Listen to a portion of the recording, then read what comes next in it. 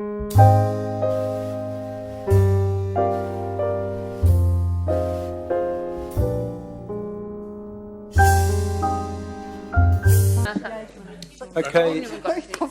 6 o'clock appointment as well. 1 minute, okay, I see they put carpet in your house around there. And thank you. It's terribly sad, but it's just... it's concrete down there. Finishes tomorrow. Photos Monday. So can we, got a call? Yes, we're just waiting for Martin, are we? It does. 1 We have to minute, wait for that? less than a minute, 30 seconds. Dave's coming. Martin, for whom has given us a foreshadow. Okay, so we have up on the board now the original motion, which has been moved by councillors Wilson and Young. We have an amendment to part D of that motion from councillor McPherson, which needs a seconder at this stage. Can I ask a question in relation to Councillor Gallagher's one, That's which was foreshadowed. actually the general manager put forward, that the whether that includes the first part of mine, that the money remain in the fund, because it's silent on that. It would, as I see it, councillor, it would replace the D in the original motion, which would mean that we would not be Moving them. moving the 32,000 into the single year grant. That's as I read it, but I'd stand corrected if that isn't the way it's interpreted. That would be, That's your understanding, isn't it, councillor? that's the intent at this point, and I don't prejudge at all what the CEO might do in his report, and I'm happy to speak to it at the appropriate time. Okay. Could I just ask a question? So what is the intention of councillor Gallagher's D?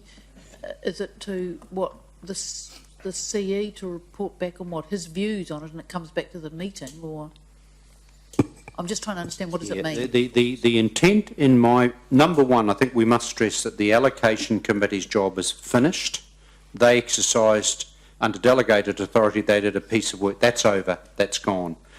We've, first of all, received their report, and then since when we've been made aware, in this case by Age Concern, of a situation that they find themselves in. I'm not judging that situation at this point, but the point has been made in terms of the significant delivery around older person strategy and a whole range of things that we want, without prejudging what the Chief Executive may recommend, that we ask him to respond to that letter, and we ask him to give some recommendation. And I'm not prejudging that at all. I think... So I was just asking, though, does D mean that the Chief Executive is going to make the decision? No, the Chief Executive would report back. So in other words, we've had correspondence from Age Concern, and I understand a delegation has come today. They have explained some consequences in terms of ongoing delivery of services for Age Concern, which I would be interested in the Chief Executive receiving that correspondence, coming back to us saying what are the consequences, for example, of the delivery of the older person strategy and a range of those things in terms of that particular work that Age Concern does. And then I would think that's the best way. Then he would come back at the next meeting and give an appropriate report, and then this council as a council will make that decision in the light of the correspondence from Age Concern and the report from the Chief Executive. But what I want to crystal clear, I just want to stress, the allocation committee's job, in my view, is done. It is over. The issue is whether or not you as a council wish to address the issues that now Age Concern raised with you.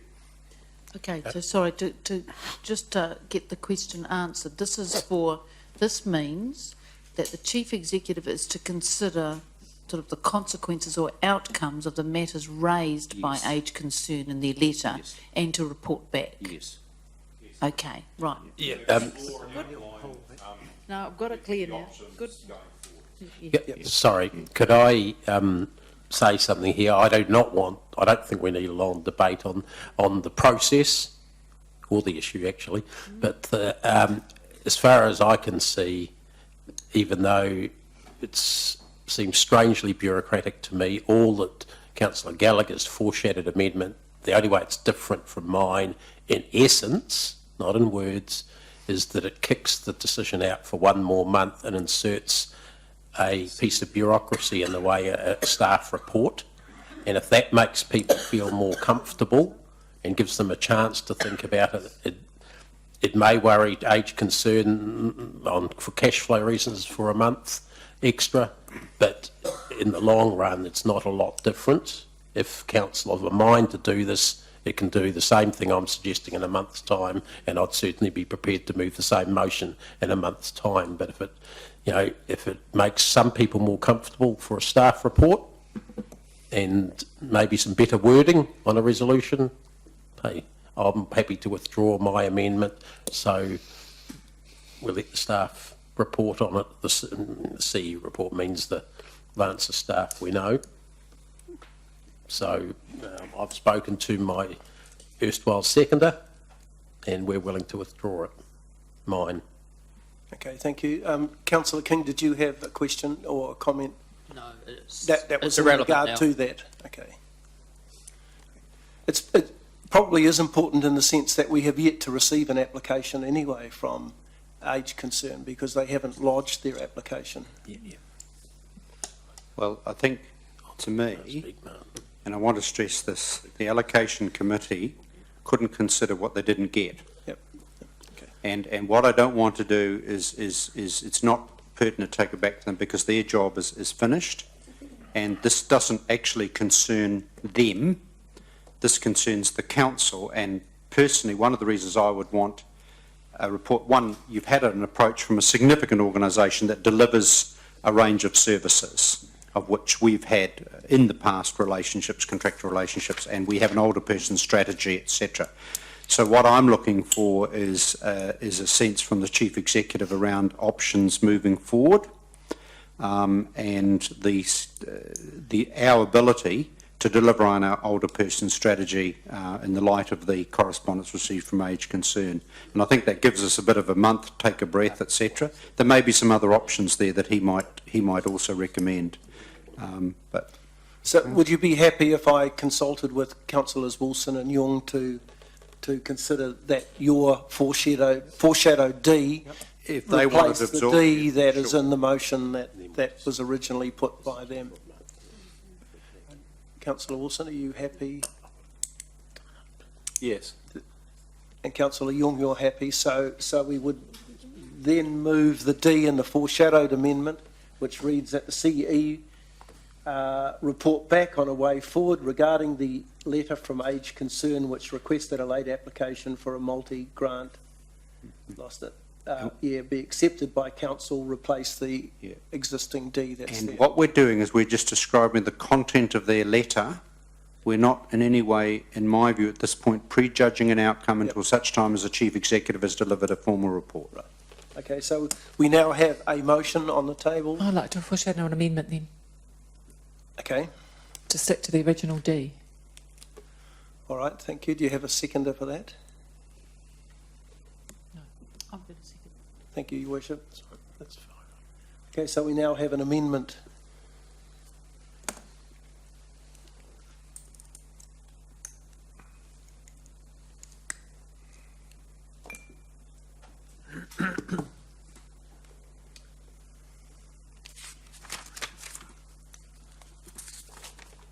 Okay, well, I'll consider the debate on both the amendment and the motion. So would you like to speak to the motion, Councillor Wilson? No. Councillor McPherson? Yeah, I'd like to speak to it.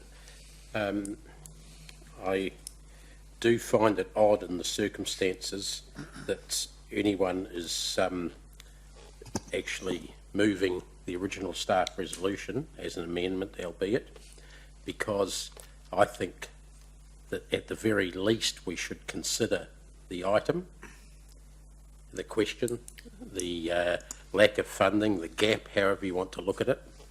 And the gap is extremely apparent when you look at page 164. There's only one group that's been providing services on our behalf, social services in the city, that's had been supported by us in the past is no longer, and we know the reasons why it isn't, simply because of an administrative error on whoever's part, and I suspect it was more than just Age Concern's part. But either way, I don't think we can afford as a council have a gap in that area if we regarded them as providing an important service that we should be subsidising, if you like. In the past, I don't see what's changed other than an administrative error.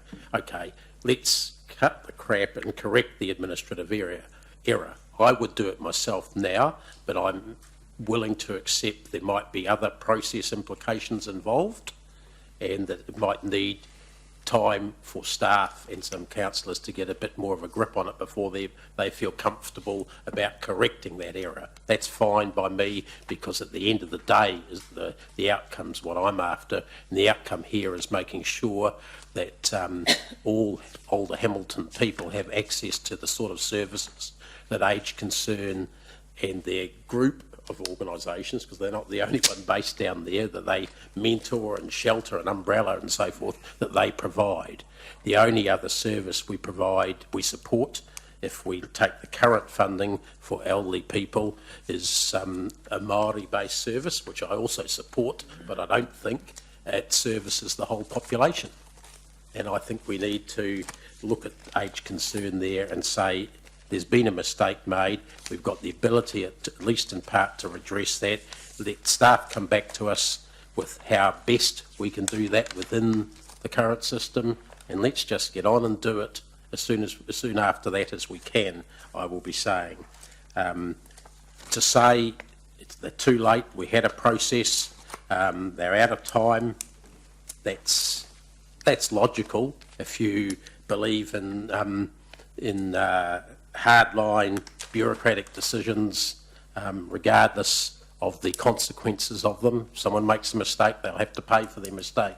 Fine. And I think there might be some paying for the mistake that might happen internally in their organisation, but it shouldn't be the recipients of the past recipients of those services that are paying for those mistakes. And looking at the services Age Concern provides, if we significantly reduce their funding by more or less a whole salary, then I think we are going to be affecting the services available in the city, community type space services, social services for older people, and I don't think that's something this council should be doing. Thank you, Councillor. Councillor King?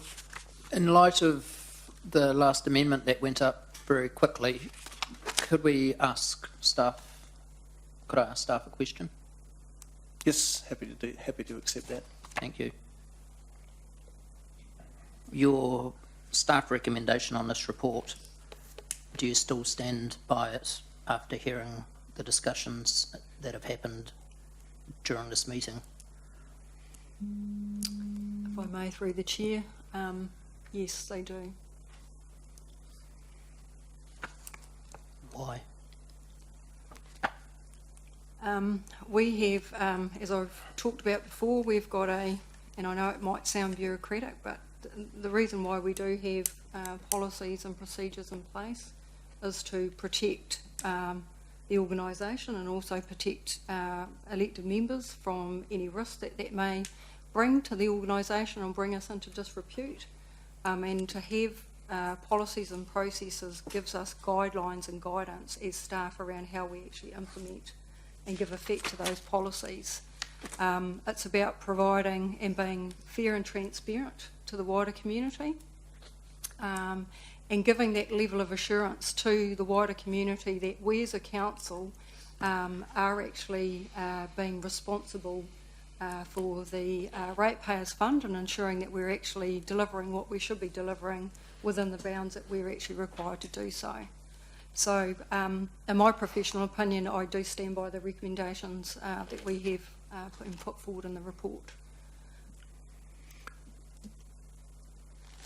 Okay, we'll continue with the debate. Is there any further debate on the amendment or the motion? Councillor Young. Yes, frankly, I'm the representative of the Older Person Advisory Panel, and I'm part of the Older Person Plan. When we were at the Allocation Committee meeting, Actually, we spent quite some time talk about this topic, and frankly, I want to give them money because I'm a person for older person. I support everything and I support age concern. But on the other hand, council passed a resolution to have the community assistance policy, and that's stated in the policy. Any leftover of the multi-year grant needs to go to the single-year grant. Now, of course, at the beginning, I was looking at any consequences if we're going to allocate that 32,000 to the age concern. As I think highlighted by Diane, the staff, there are some risks over there, but I'm supporting the motion now is to give the CEO a time for a report and come back to us with some options. And maybe at the end, the CEO come back with the same result, then we put it in single-year grant, so be it. But I want to explore some option we can able to help the older person in Hamilton, especially age concern. So I support the motion to put it to the CEO for a report. Thank you, Councillor. Councillor Gallagher.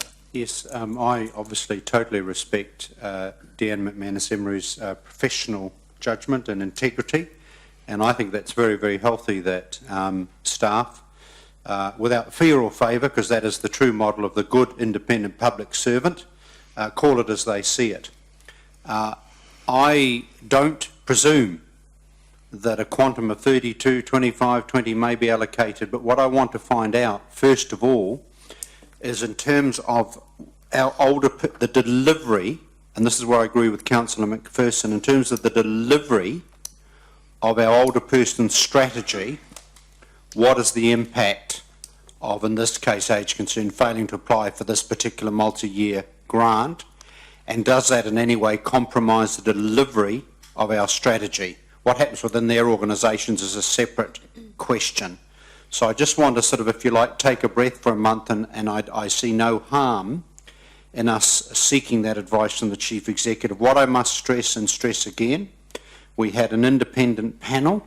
They were not in a position to consider an application they didn't receive. Their job is at an end.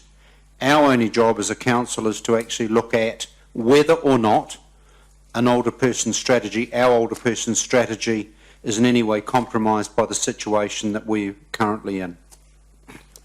Thank you. Any further, on the debate? Yes, I'm speaking against the amendment and for the motion. Point of order. We've already had 3 speakers for the motion. You had one against in the middle. Yeah. Mr. Chair. So we've had 1, 2, 3. That will be 4 for the motion. Can we have a speaker against? We had a speaker for the amendment, Deanne. Sorry, there have been three for the motion, and you're speaking. And he's speaking against the amendment, which presumably means for the motion. Is that correct? Chair's choice. I'm happy to rule that you can speak. Yeah, just to clarify, it's the chair's ruling on calling. If 3 speakers have spoken for or against, it's up to the chair to call for speakers to the contrary. Okay, fair enough. I'm happy for Councillor King to speak. Thank you. It's staff to call it how it is by the book. It's for us to have a heart. This is the old people that we're talking about here. This is the old people of our city. We're giving away hundreds of thousands of dollars here to different groups. We've got a surplus of $32,000. We've got the old people who've come to us and said they've made a mistake. We're the ones, the reason we're here, the reason we're a council is because we've got a heart. We're allowed to make choices. And that's what it's all about. Come on, speak up and look after your old people. I'll be voting against the amendment where we're basically disregarding our old people, throwing them aside, and I'll be voting for the motion. Thank you, Councillor. Any further speakers? Look, I'm going to speak for the amendment. I think this is one of these very, very difficult situations, and I think it can end up being highly emotive. But I think people might be missing the point here a little bit. There are always going to be alternatives when things like this happen. But one of the things that's very, very important is that when you go through these processes of grant applications, it's absolutely imperative that the processes are followed. Because what will happen is those in the pink pages that have missed out and those who might be late next year, and on it will go. And I mean, there's no right or wrong here. That's just a consequence that can flow. And I don't think any of us want to be put in that situation. So that's number one. Number two, I suppose if we were to consider if an application had been made, would the allocations have been the same for the allocations that have actually been made? Because it wouldn't have been for 32,000. So, you know, you get into that whole compromise about how would these allocations now allocated been the ones that would have been done. So, you know, there's a whole pile of what ifs and buts. To me, this is not a situation about should we fund age concern, not, because there's going to be another way to do that. But it's not this way. And I certainly am interested to see what other ways the staff believe we can assist age concern to deliver their programs. But I don't support it being through this way because we spent a year making that policy. I can remember voluminous conversations we had about keeping people informed, telling them the dates, working with them. And my concern is opening a can of worms for what might come. It's not about do we care for age concern. Of course we care for age concerned. My endeavour here is to keep to the process and follow it. And then I'm expecting staff to work with age concern to find out how else we can assist them to deliver their programs. I'm expecting that there will be a grant made for the single year grants next year. I'm expecting that that will occur, and rightly so. So I think it's one of those dreadful, dreadful situations, but I certainly take exception to the suggestion that supporting the amendment means you don't care. It's not about that. I actually do care, but this is the wrong direction, wrong road to go down. There's another alternative, and that's where we should look. So that's why I'm supporting the amendment. Councillor O'Leary. Yeah, thank you. Look, this is difficult, and this is another reason why, as Chair of Strategy and Policy, I want a policy monitoring report. This is a new policy, and it's unfortunate what has happened. I do, yes, I do agree with the Mayor on some points. This, whether you support the amendment or the motion, this is not about how we care for our older persons. We've got a new policy, the first policy I believe that this council's ever had, any council's ever had, so that's a good thing. However, this is a situation we haven't found ourselves in before, and there are some concerns I have. One is precedence. I am concerned about that. I agree with some aspects around that with the Mayor, and I agree with some aspects with Councillor McPherson. The motion, the motion doesn't say that the CE is to consider the late application. It says that the CE is going to consider the issue, and I'm confident he will weigh up the policy and he will weigh up all of the concerns that everyone around the table has expressed. And because this is a situation that we haven't found ourselves in before, because I am worried about precedents, but also because this is the only agency that deliver these kinds of services in the city, because we have a new policy, because of all of those actually conflicting points, I want to see what the advice of the CE is going to be on this matter, and so I will be supporting the motion for those reasons. Okay, are we ready to vote now? Yeah, I would like to say a quick word if you can. Sure. Yeah, look, I think it's absolutely absurd to think that if you don't support the motion that you're anti-age, anti-old people, goodness me. It's about the process, it's about the issue. We have a policy, and the reason we have policy is to avoid political intervention and picking winners and losers at whim. If I look in the pink pages at the 19 unsuccessful people who did, well, entities that did put in an application, I think we put them at a disadvantage. The age concern group, didn't put in an application. So how many other groups in the community are there as well, pro-age or not, that haven't had the opportunity, that are potentially missing out on something like this as well? We're here to make decisions. The moment a policy that we have is tested and it gets hard, we go running off to the CEO to make the decision for us. That's the way I see it. It's a question of fairness, and the first opportunity that the going gets tough, we need to stick to the program. I'm absolutely confident that if this fund goes back to the annual grant process, that certainly Age Concern will be able to have their opportunity to submit and be funded, for goodness sake. To say that we're anti-age is just, yeah. Point of order. Beyond Mr. me. Chair. Point of order. If it goes back to the other fund, the maximum grant is $5,000 under our policy, so they do not have that opportunity that they have in this fund. That's a fact. Well, there's a point of order as well. We don't even know how much Age Concern want because they haven't made an application. All right. But anyway, that's all I have to say. Okay, thank you, Councillor.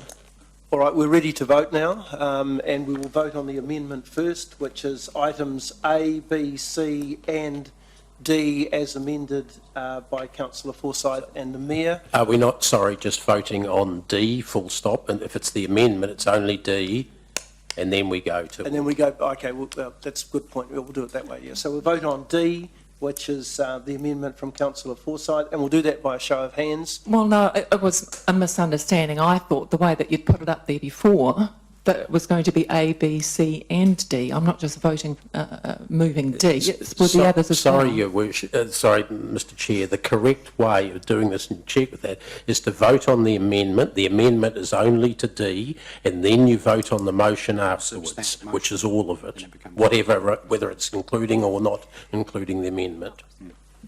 I don't understand.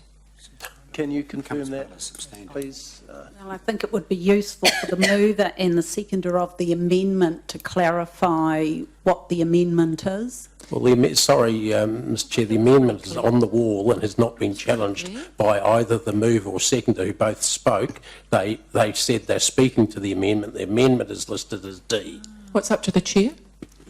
Oh, sorry, so just for clarity's sake, I thought practically to save you retyping and cutting and pasting, you just wrote that. Yes, it was So I guess substitute D. I guess it was because it was a substitution for D, meaning don't repeat it all. You know, that's how I took it. That was the way I took it as well, because that was the way that I saw that the initial one was set up as well, so I followed suit. It was my As misunderstanding. was Councillor Gallagher's foreshadowed amendment too, was just the D, Exactly. wasn't it? Yes, A through to D, A through to D? Mr Chairman. Okay. Thank you. Okay, all right, so it's A, B, C in the motion and bottom D in the amendment. That was my intent. Thank Okay, you. so we'll do that by a show of hands.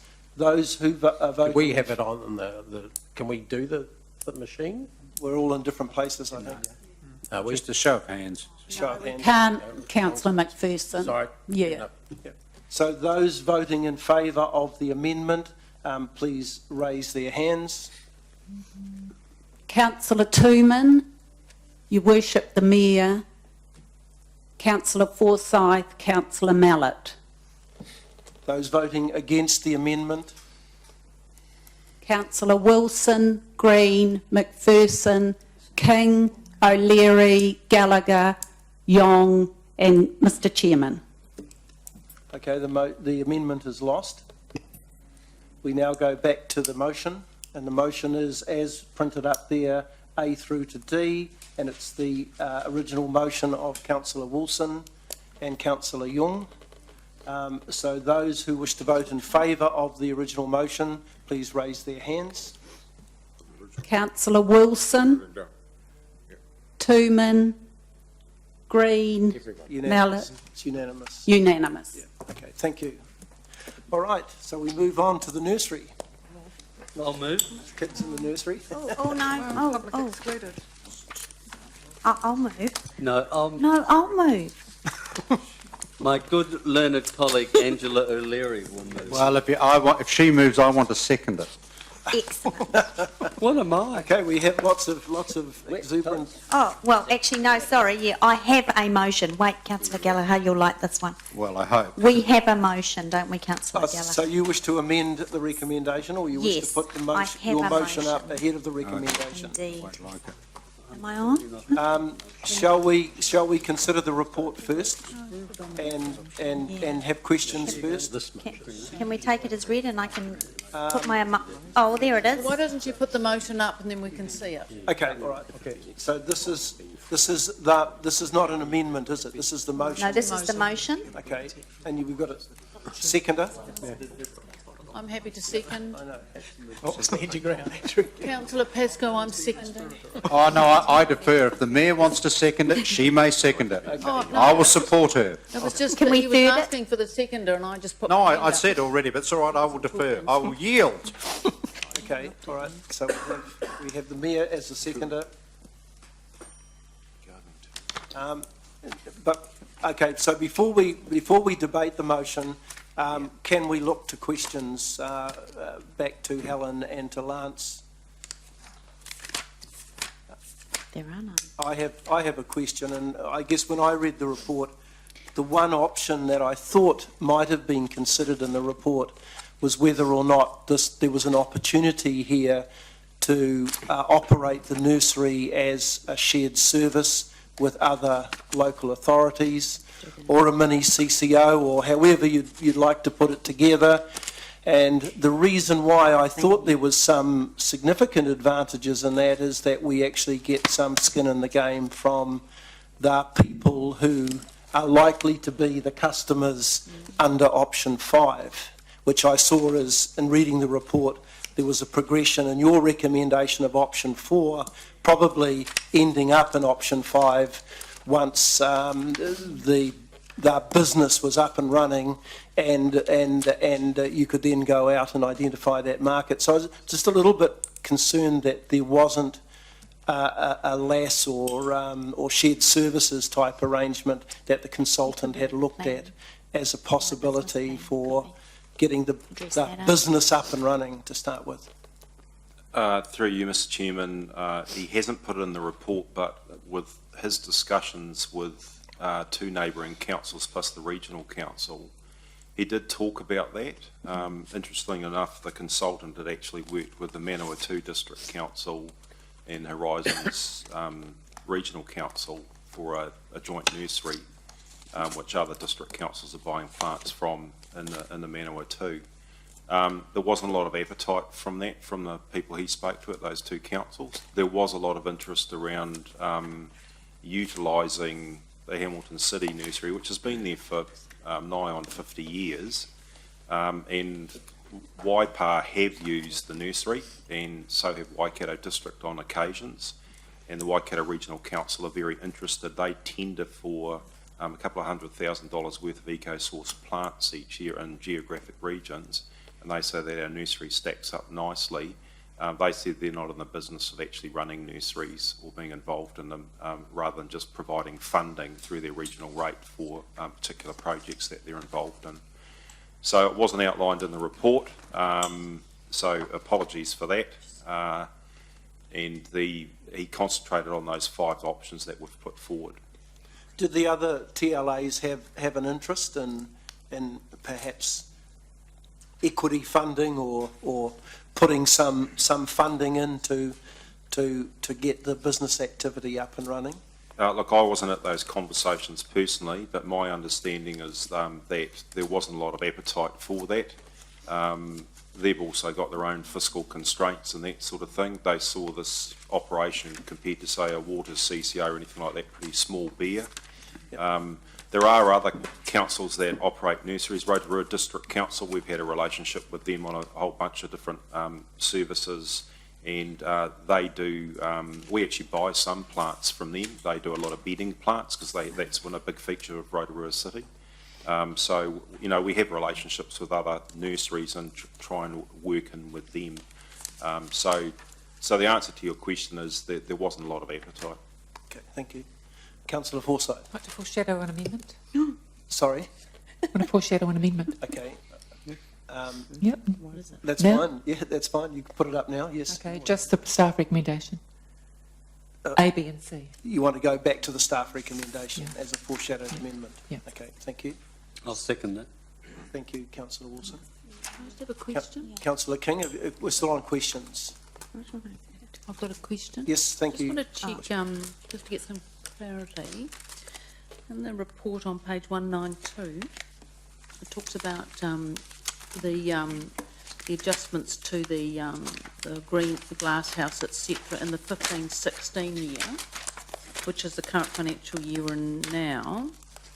And then on page 169, Lance says that could be met through reprioritisation of property renewals with an available budget of 170,000. So I just want to get some clarity, because the way I read it, there is some stuff that needs to be done sort of right now that can be accommodated within this financial year. So I'm just checking that's right?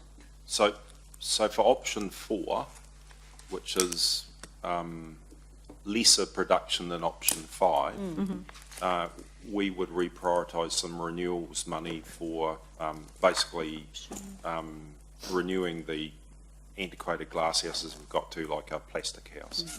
If you go to option 5, as the report says, we need more what are called hard stand areas for trees, and there's capital outlay for that. There's these special platforms they have to sit on.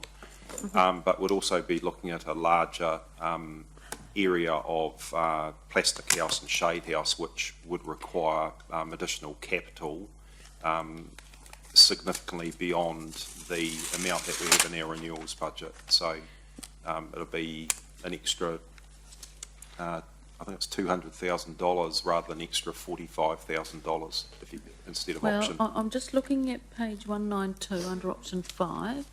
What he's saying here is that replacement of the existing glass house, so that's consistent with 4 and 5 option. Irrigation's consistent with option 4 and 5 at 25k. The staff amenity blocks, I think there's a lot of flexibility around that and how you might deal with that. And then there's the shade structure, reconfigure roof, container area, etc., 20k. So, and those are common in those options 4 and 5. The only real difference in terms of those investments is the admin, demolishing the admin staff and the garage and renovating. So I guess my question was That's to create the hard stand area Yeah. to produce the trees, because we do have limited space there. So that additional cost would be needed to actually be able to do the production but of the you extra can do plant. some things in this financial year to get it going, right? Yes, and I think what we've In outlined, option 5, Yeah. the same as option 4. yes, you're correct, Your Worship. Right. What we've outlined in option 5 is that practically it would take a couple of years to get going for all those practical reasons. Yes, and so it's an evolutionary process. That's But correct. what I'm trying to get clear is that between option 4 and 5, the immediacy of those things I highlighted are the same between option 4 and 5. You've got to fix up the glass house, you've got to put in the irrigation, they're the same in option 4 and 5. But if you wanted to go fully to option 5, you'd have to demolish you've got to those do other some extra facilities things. and put Yep. the hard stand in, which is an extra 180k. Yes, so then Which it moves into could be various year steps. 2. Yeah, it would need to be year Instead of 2 year to one. accommodate Yeah. the additional So, 45k. so Chair, what I was trying to get clear is I'm just going to go back to the mover as to whether there needs to be some adjustment done on C, because the way I read the recommendations in the report, there are some things that would start in this financial We year, don't want to hold anything. and then there's further things that would need to follow on. So I'm wondering whether C, subject to what the mover says, needs to really be about, the business plan comes back with a little bit more clarity. If for example, option 5 is adopted by this committee, it would be good for the general manager to come back and say, right, now I've got clarity, this is how I'm going to roll it out, and this is the budget adjustments I'm going to do, and I'm going to do this in year 1, year 2, year 3. Yeah, and then councillors could consider that, and if you wanted to go full steam ahead with option 5, then there'd have to be an LTP adjustment during the 15-16 annual plan process, or reprioritisation of Wouldn't, prioritisation of current capital. wouldn't the business plan though, once the business plan is determined, it might then make those amendments anyway, in terms of what falls into the 16-year and then Yeah. what falls Yes. into the 17-year? Yeah. So We're in the maybe, 15, 16 year now. So those were the recommendations that were put, so the recommendations in the table are what were put forward by the consultant, but it would require some financial adjustment to no, achieve them. we Yeah. understand, but option 4 and 5 both require some financial adjustment. That's Can I just be quite clear when it talks about selling the additional plants to other councils and roading authorities and other contracts, the other contracts, if you don't secure sales to other councils, it would be looking at going onto the open market and actually looking at contracts to supply plants to developers, private landscapers, all that sort of thing. We would be in competition with some private nurseries. Sounds like the V8s again. That's to be scary. determined through the business plan, though. I mean, That's correct. Yep. The council might not want to do that. That's correct. Yeah, So with the figures that Mr Kahneman, PwC worked on they're quite conservative around plant numbers, and as we've outlined in the report, that there are other opportunities working with our friends groups around Waiwhakariki and places like that. We've had a good track record that we could potentially get those groups to apply for more funding, and there's also the opportunity to tender for the Waikato Regional Council supply of plants to them that they hand out to farming groups, etc. So there are other opportunities in really the non-commercial world. Some may argue that some commercial providers might tender for those sorts of works, but so within council there is, we believe, even though the figures in here are conservative based on known plant budgets, that there is opportunity to go forward. There is a little bit of risk there, so if we don't secure that funding, then then you could be looking at a potential less of a surplus or a deficit, operating deficit within the nursery. It's been a bit lumpy like that over the years because it has depended upon that outside funding, but yes, the opportunities are there, as the Mayor's alluding to. So just to get further clarity then, what needs to happen then if option 5 was adopted by this committee is for you to take a few months to work up a proper plan about how this might be implemented in response to that? That's the best way to do that? Because as you say, there are some decisions that could be made deliberately in relation to option 5 that don't compromise it, still deliver what it's seeking to, but ring fence a few things. And you would need to just clarify and explore that and bring that back to final sign-off. And it gives us... That's how I saw it. It would give us, for that annual plan process, which will start November-ish, several months to actually go out and have further conversations with those organisations that are in the market to buy plants, e.g. the WRC and Waipā District, Waikato District, etc.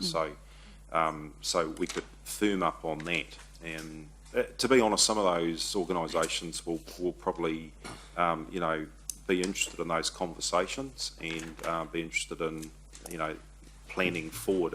If they know they can get a good supply of eco-source plants, it would probably be attractive to them for another council that has similar internal processes to be involved with getting plants from us.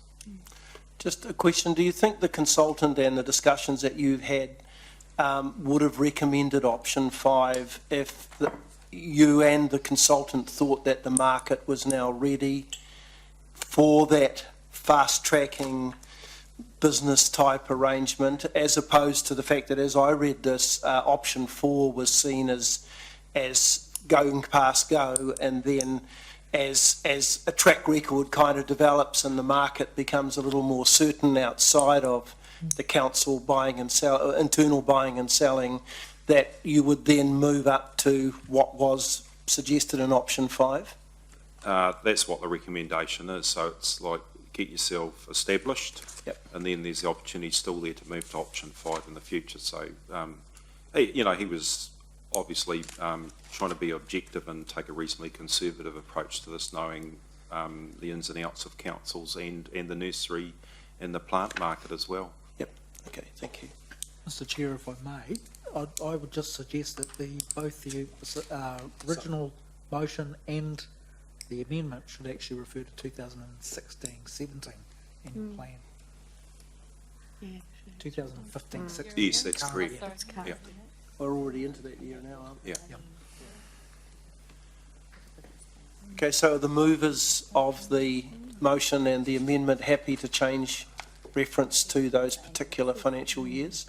Oh, that was actually a typo, Mr Chairman. It is the next. So it should be 16, 17? That's correct, yeah, we're in the 15-16 year now, so the next annual plan process is for the 16-17 year, but we kick off in December. So you're happy, mover of the amendment, pick that up. that we change those years, reference to those years? Okay. All right, have we concluded on questions? No. No, sorry, councillor King? How much have we spent on this consultant to date? We've spent just over $30,000. And there's more work to do? Look, to be honest, we've done the lion's share of it. So there's probably a lot of the work that our acting nursery manager can do, like talking to those other councils and that sort of thing, and working with Paul's team. Then we think a further business case we can do that internally. And these mistakes he's found where our profit has turned from a substantial loss, 2,000k, or losses into profits, where did the bookkeeping, Yeah, it was. what have you done about the bookkeeping? So that's all been sorted. So as Mr Canham's worked with our staff, he's not only suggested operational efficiencies that can happen, but the PwC people working with Mr Canham have actually given us robust advice around our internal processes, so working with Paul's team around journal entries, around our ordering processes, so that I've got a lot more confidence now that going forward that we won't end up in the same situation in the future. And reading between the lines, the management may not have been as good as it could have been in the report here. I think, well, put it another way, that we're looking at enhancing what we're doing through best practice, which has been given to us by Mr Canham, and also some relatively cost-effective technology such as automated irrigation systems and things like that. And even, they're not terribly expensive, but they can actually save a lot of time and labour and that sort of thing. So with option 5, we'd be looking at $140,000. It's a familiar figure, isn't it?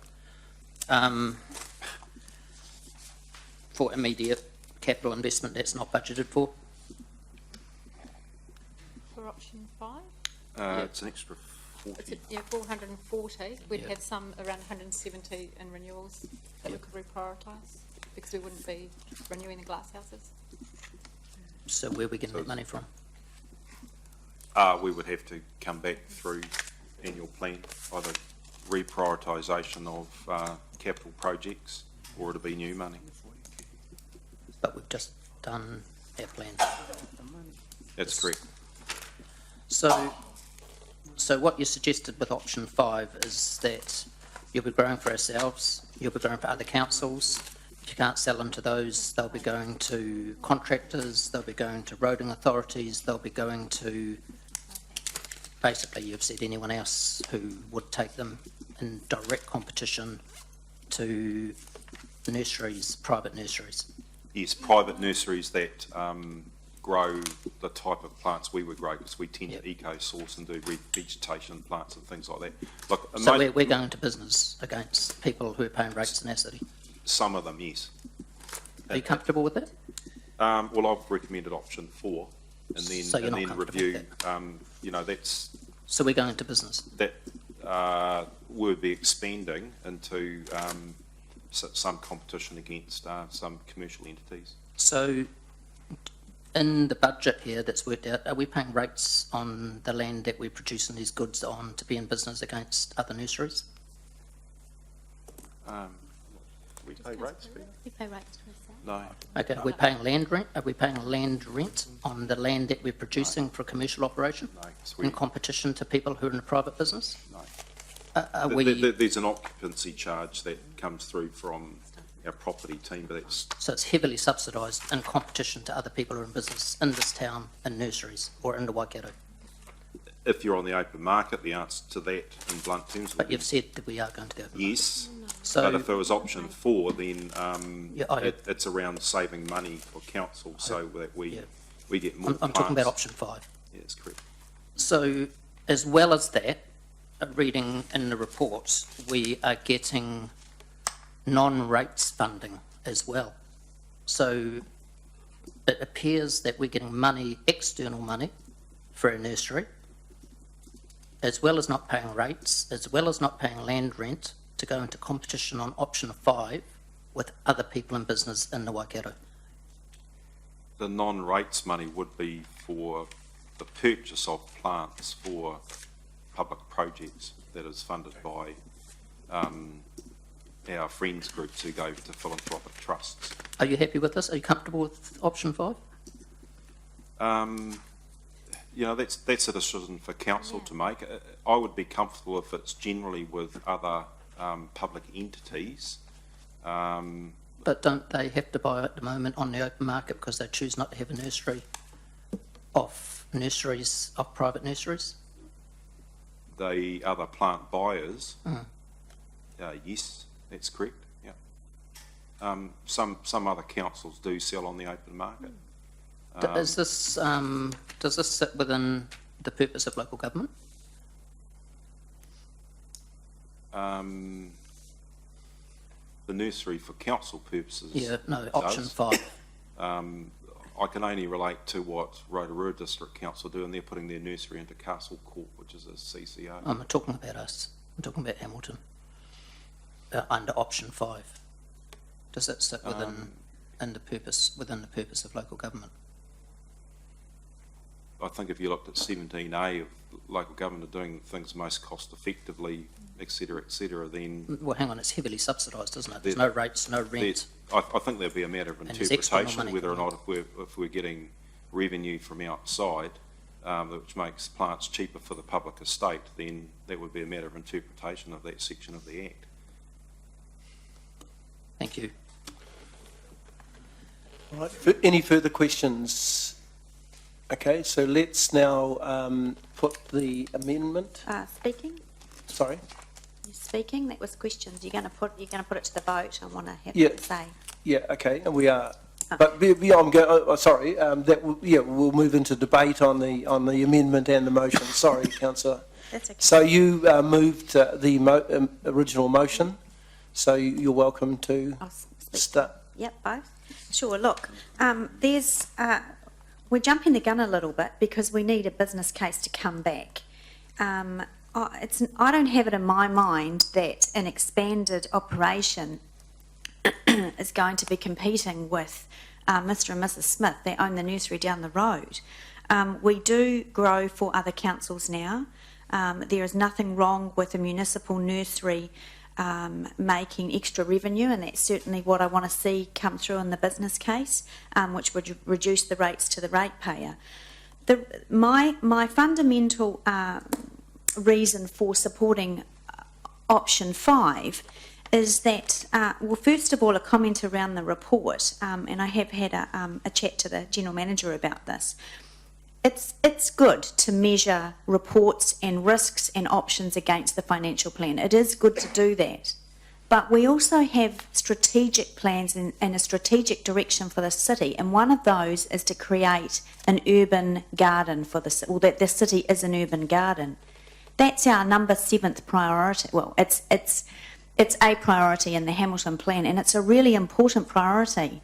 We've just, at this meeting today, we've just been awarded granted $2.5 million for a garden in the city, and that's something to celebrate.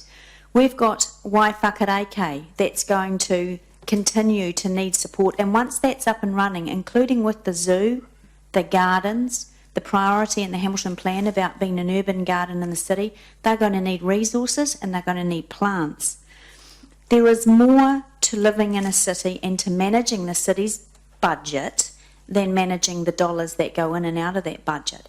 And we spend a lot of time around this council debating the environment, the strategic plans that we do, as well as the money, and we need to give weight to some of those strategic plans as well. And for me, this is a massive opportunity. The municipal nursery is fantastic. there are educational opportunities that we need to take up and that I want the business case to look at, and that's why I've put in D, that the plan considers the opportunities for tourism, visitor and educational opportunities, and that the business plan aligns it with the gardens development plan. We should have schools going in and out of that nursery. I know we've got Wintec students down there, and that needs to be expanded as well. In our region, we're an agricultural region. We've got a huge opportunity here. And we've also got an opportunity, already we're seeing with the limited operation of the nursery now, we get around 200,000 savings. That's 2 million a year savings to the ratepayer. With an expanded operation, yes, expenditure will go up, but revenue opportunities are there as well. We've got the Frankton Neighbourhood Plan. We've got the Hamilton East Neighbourhood Plan that we're going to be starting. We've got Central City Transformation Plan. We've got all of these amazing plans, but more importantly, one of our priorities is to be an urban garden. And when visitors come to the city, they already comment on how beautiful and green the city is, and we need to continue that. Councillor Gallagher rightly always talks about the Hamilton West Town Belt, and we know we've got one on the east as well, and they are vitally important, and they are being closed in by building and development. Great to have development and building in the city and more people moving in and growth and everything else, but we must balance it up. And we must protect the green spaces that we have, and we must enhance. So we're going to need a lot of plants. We're going to need a lot of trees. Developing an urban garden, one of our priorities in the Hamilton Plan, that's not about throwing in a few flower pots in Garden Place or a couple of extra trees in a street. That's making an impact, and the best, most cost-effective way to do that is for an expanded nursery. If councillors around the table haven't been to the nursery, I suggest go. Education-wise, it's pretty amazing. The potting machine they've got there is fantastic.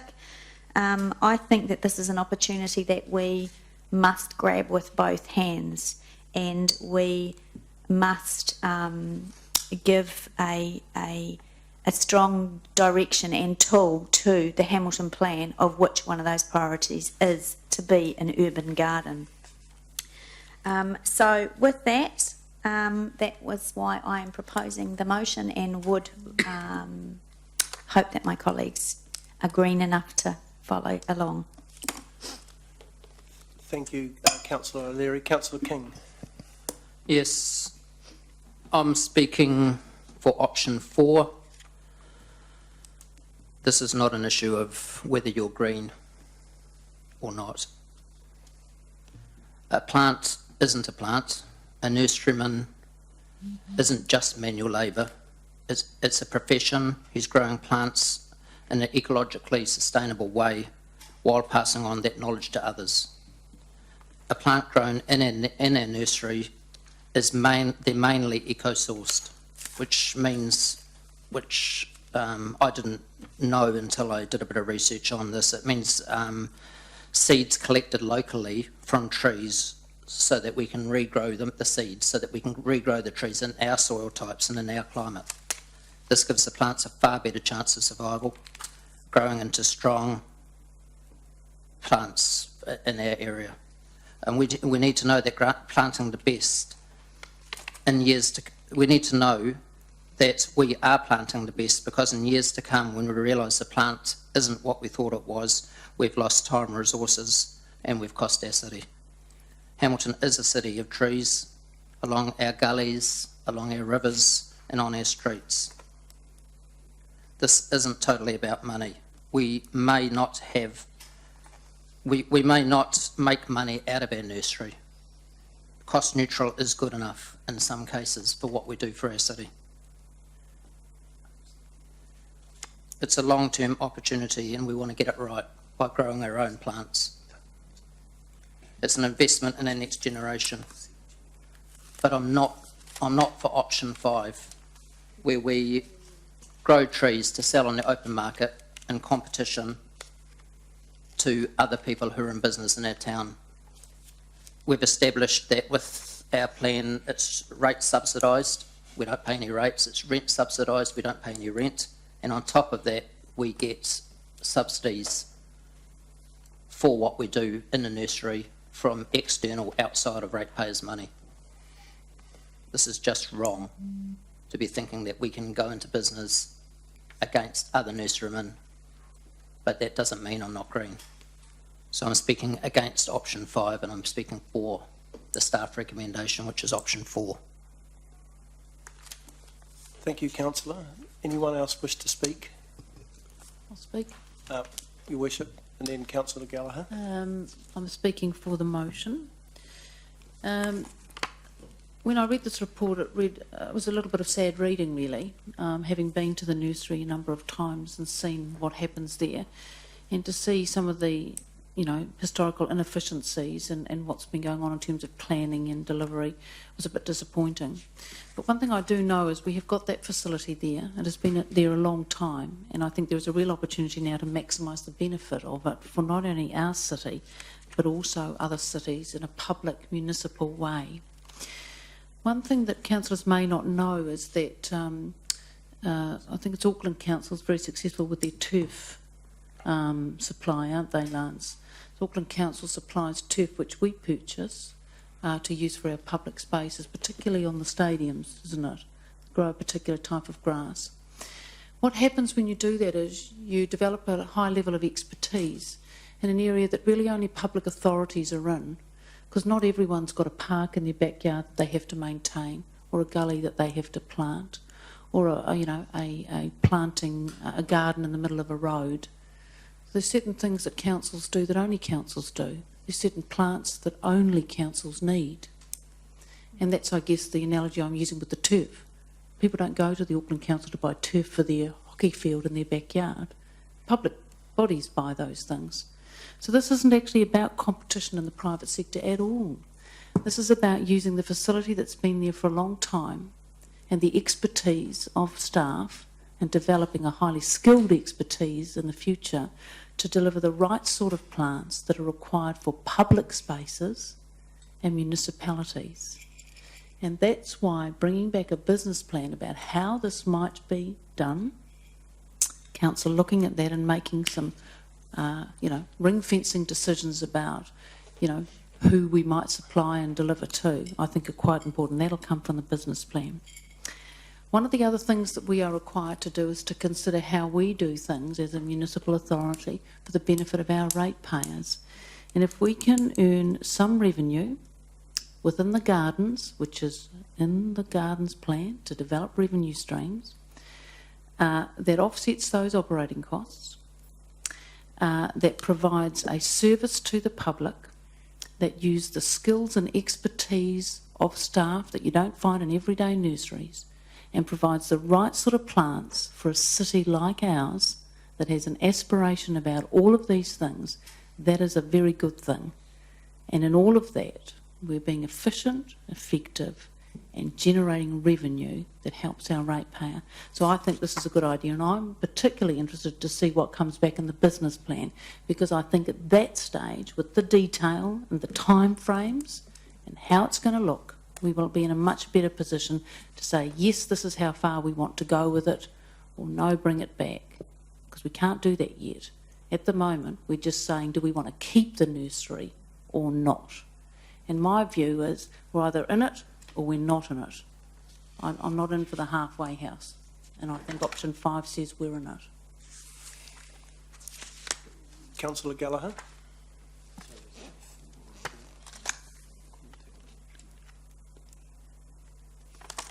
So were you speaking for option 4 or 5? No, I said that I was supporting the motion when I started to speak. I said where I was. I opened with that. Option 5. Councillor Gallagher, you wish to speak?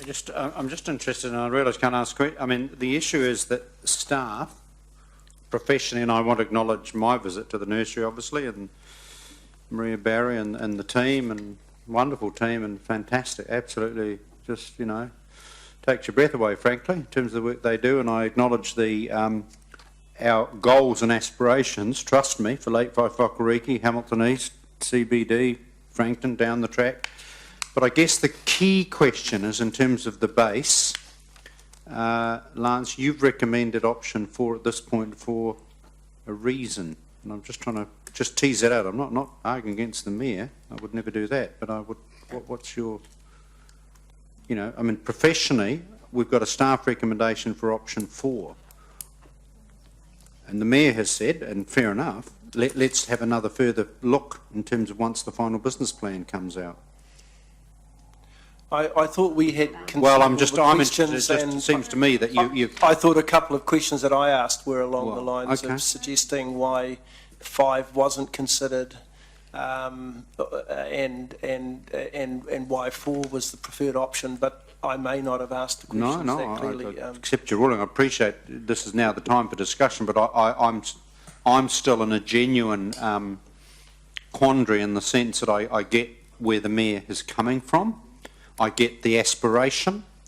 I do also get very strongly Councillor King's point of lurching into the private sector, particularly if you've got existing businesses and for council using subsidy to rip out or to interfere with good mum and dad, good businesses, and I think that's a relevant point, and I think we have to be extremely cautious as to who our clients should be, and I get that.